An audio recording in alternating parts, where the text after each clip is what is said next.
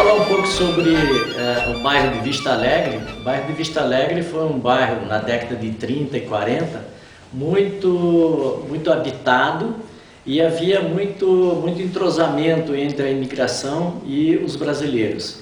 A minha família veio da Bessarabia em 1926 para o Brasil. Eu não sei se a gente pode usar essa expressão escravo, mas na realidade vieram trabalhar em fazendas de café.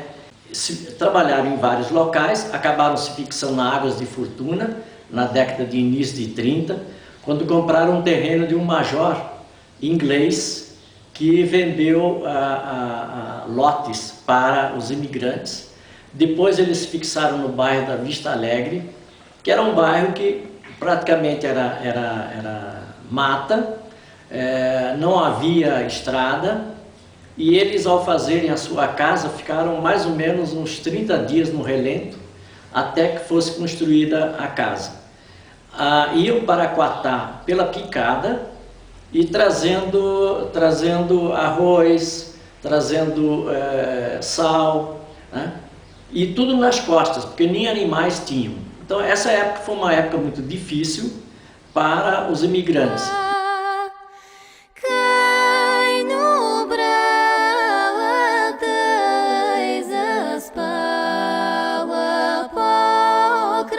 Muitos que ficavam na Água da Fortuna também foram para a Colônia Esperança. Essa Colônia Esperança é uma coisa muito interessante, porque só existia praticamente búlgaros. Os terrenos iam do Rio do Peixe até a Colônia Esperança, e era um local que foi considerado a maior colônia búlgara da América do Sul, já que existem búlgaros também no Uruguai. E uma coisa muito interessante é que eles tinham vida própria praticamente. Parece absurdo, mas na época eles tinham farmácia, eles tinham açougue, tinham igreja. E a igreja ortodoxa, uma coisa interessante é que as chamadas eram feitas em alfabeto cirílico, em búlgaro, não era em português, porque eles só falavam búlgaro. E outra coisa, eles tinham serraria, tinham moinho de fazer fubá, e eles tinham uma vida própria.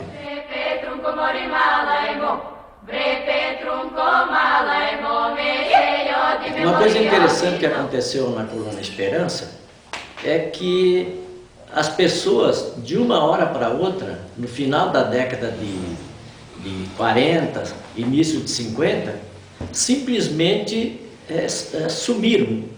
Essa é a expressão mais correta. Vieram praticamente todos para São Paulo, se fixaram na Vila Prudente, Vila Alpina, Vila Zelina, Vila Celeste, porque parece que alguma coisa aconteceu, alguma informação que foi dada para eles e que eles simplesmente resolveram sair de lá. Há uma situação interessante com os búlgaros que funciona até hoje.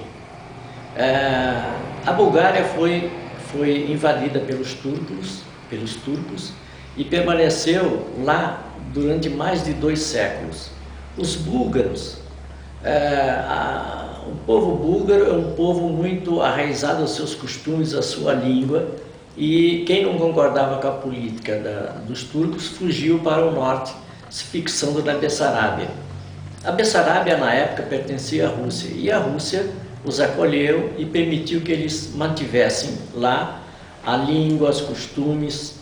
Mas, após a Primeira Guerra Mundial, simplesmente a Romênia tomou aquela região, não concordava com essa colônia búlgara, que era muito grande, e forçava as crianças a aprenderem o romeno, e começou a haver talvez uma revolta dos búlgaros. Houve muito problema e simplesmente se livrou dos búlgaros e mandou para o Brasil, que o Brasil precisava de mão de obra. E muita gente, possivelmente, que participou desses problemas todos, veio para o Brasil. E eu acredito que lá na Colônia Esperança, simplesmente alguém deve ter dito assim: olha, nós somos descobertos vamos sair daqui porque aqui não é o local para a gente ficar. Mas há uma reação muito grande dos búlgaros, eles não querem falar. É impressionante, não dizem, não querem, muitos até dizem, olha, não me falem disso que eu não quero conversa mais. Então, realmente houve alguma coisa lá que aconteceu e que simplesmente fez com que esses búlgaros se dispersassem pelo Brasil, se fixando praticamente em São Paulo.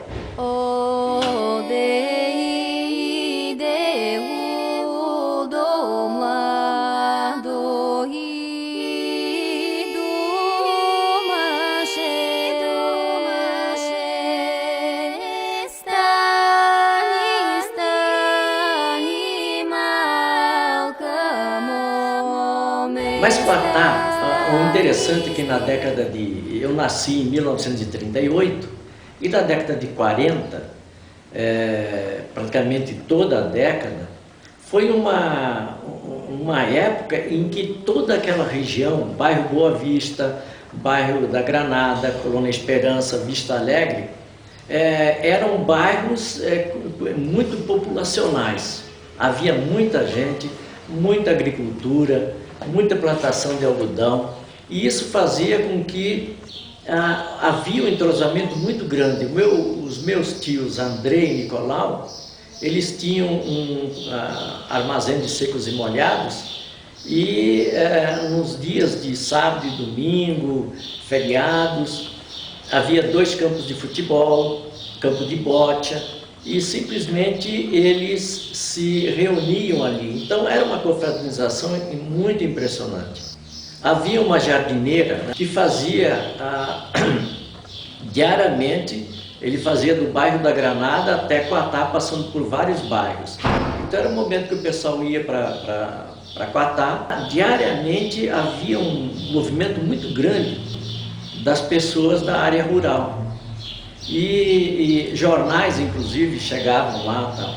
Mas, depois dessa década de 40, a coisa foi se alterando e, hoje em dia, aquela região lá praticamente é plantação de cana.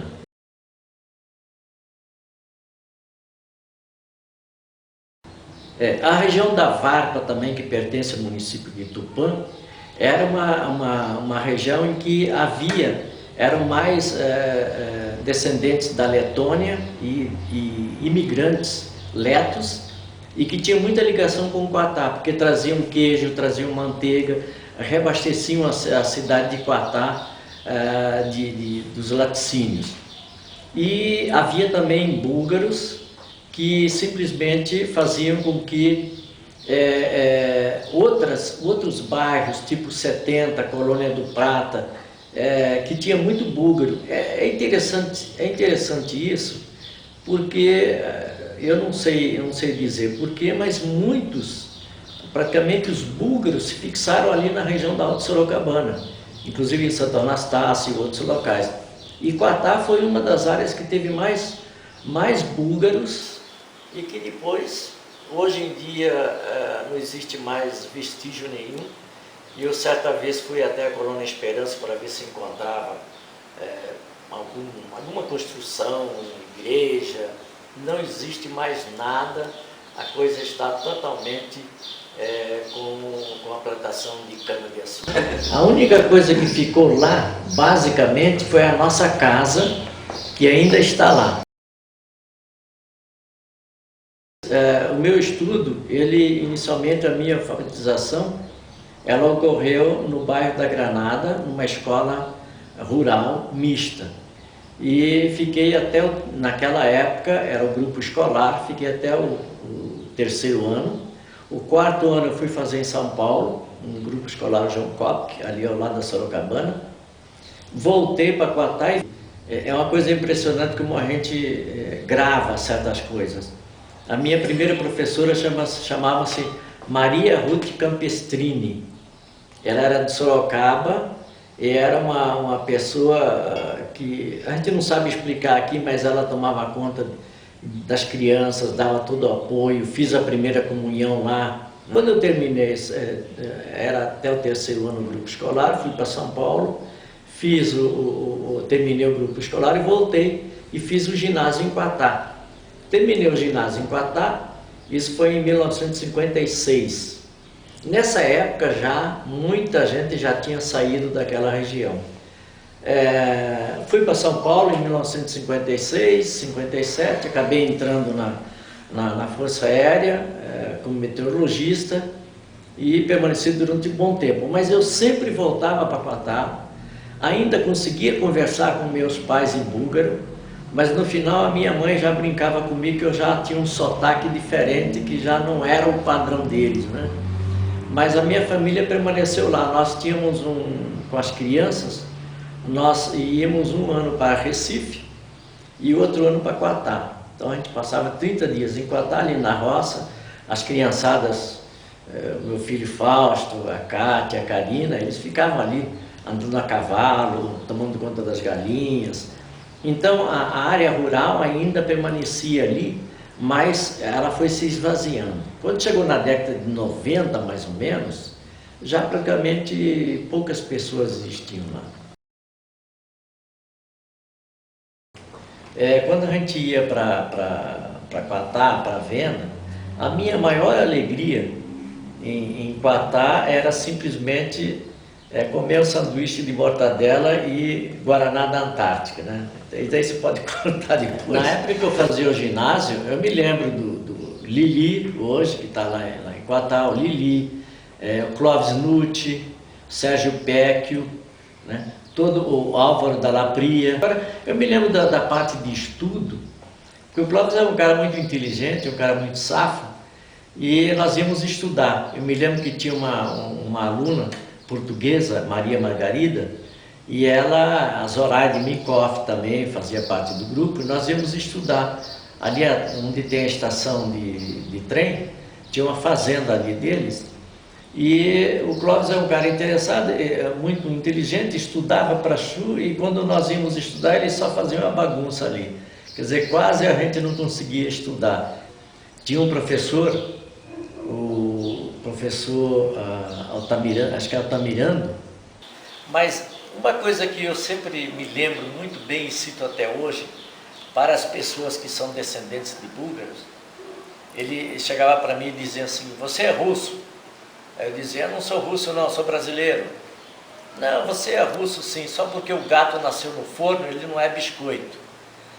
Aí hoje em dia eu começo a ver essa expressão, né? Porque meus pais eram búlgaros. Eu sou da primeira geração brasileira de búlgaros, então eu podia nascer em qualquer local que eu continuaria búlgaro, né? E é uma coisa interessante também que eu consegui fazer uma documentação lá na Bulgária, e hoje eu sou reconhecido pelo governo búlgaro como descendente de búlgaro. Então isso para mim é vamos dizer assim, uma honra, né, fazer parte desse grupo em que a Bulgária reconhece todos esses búlgaros que vieram da Bessarabia, que é como se eles tivessem mudado de posição. Hoje a Bessarabia é um país chamado Moldávia. Moldávia é um país muito fechado, a gente não consegue ir lá. A gente só consegue ir lá se for convidado, se não for convidado não consegue entrar.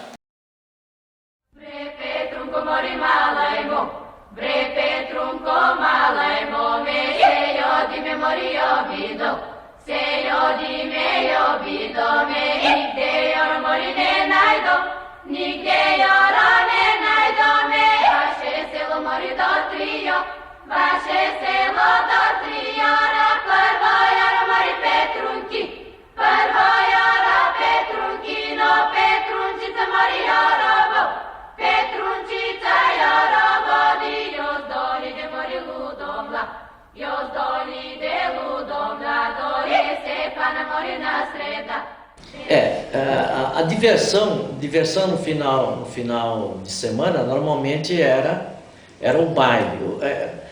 Existia a família espanhola, que eu me lembro da Segóvia, uma família italiana chamada Stefanelli, e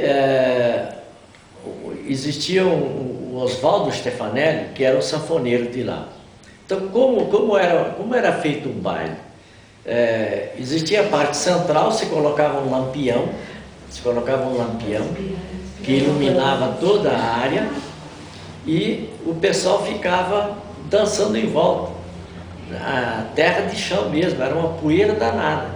E isso ia até várias horas da noite. Então era muito comum esse tipo de divertimento que existia. Também nas épocas de Páscoa, final, Natal, havia confraternização entre as famílias. Um visitava o outro e tal.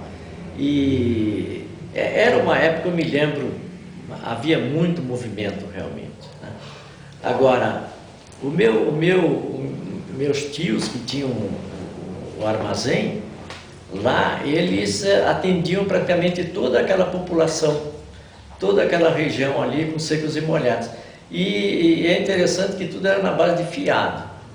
O pessoal só pagava quando fazia a venda do produto agrícola durante uma vez só por ano.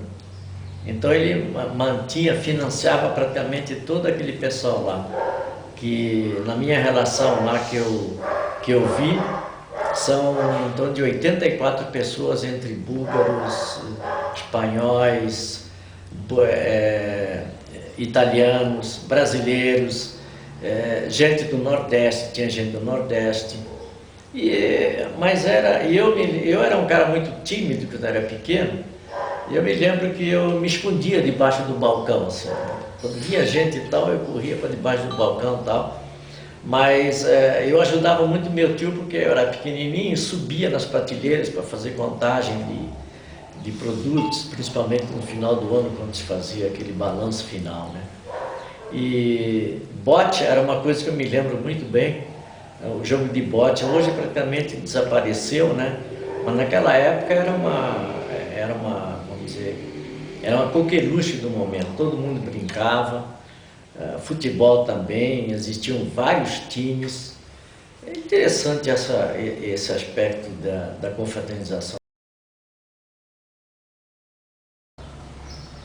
Bom, da minha época lá de Quatá, realmente eu tenho saudade, sim, porque essa época foi uma época em que a gente era jovem, achava que sabia de tudo, estava tudo resolvido, mas a época do ginásio me lembro de alguns professores, e isso eu sempre cito em todo local que eu vou, é o Dr. Renato Monforte, meu professor de matemática. Foi o melhor professor de matemática que eu já tive em toda a minha vida estudantil. Existe um professor Mário Ferreira Balbon, de português, que mais tarde escreveu até um livro com Jânio Quadros. E Quatá era uma cidade tranquila, em que quando a gente ia lá se sentia muito bem, e eu sempre achava que a melhor coisa do mundo era comer um sanduíche de mortadela com Guaraná da Antártica. E até hoje isso perdura. Mas do sítio eu tenho muitas lembranças boas, porque nós tínhamos criação de porco, galinha, tínhamos cavalo, tínhamos, na parte final nós colocamos água encanada com um burrinho hidráulico, energia, e essas coisas com a vida rural, elas de uma certa forma me marcam até hoje. É tal que em função disso eu acabei fazendo o curso de agronomia, né? Sou engenheiro agrônomo, porque a minha formação inicial foi na roça. Então eu acabei conseguindo chegar a esse ponto, mas depois acabei vendo que a agronomia é uma coisa muito mais complexa, muitas coisas que a gente só pensava que era trabalhar só na agricultura.